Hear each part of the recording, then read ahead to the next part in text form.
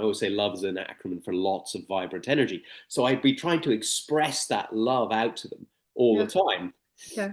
and they could feel it. And you mentioned something very important, Julie, is that we are all interconnected. And Yeah. someone might think that's a bit woo-woo, but if you think about it, I'm sure the person who's listening now will Hmm. know a time where they thought about somebody and Yeah. either bumped into them or had a telephone call or something like a Facebook message Hmm. within no time whatsoever. And this happens all the time. So we are all psychically integrated and intertwined. And that's why it's so important is remember that if Hmm. you're thinking negatively about someone, you might not be saying it, but I'm sure they'll be able to feel it. So Hmm. really try and change your perception of people and have compassion for where they are and hold space. And I always say that separateness can bring togetherness. Because what happens is, especially in a lot of love relationships where they're quite passionate, is that two people who are really actually loving, caring people get enmeshed in each other's energies.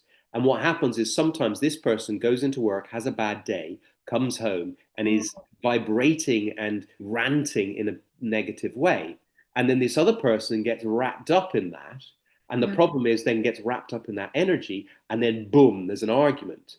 So, Mm. what's so important in relationships is to make sure that you keep that separateness and hold that space for when that person is blowing up and throwing their toys out of the pram, whatever, is Yeah. that you just remember that they're probably doing this because they know that they can trust you.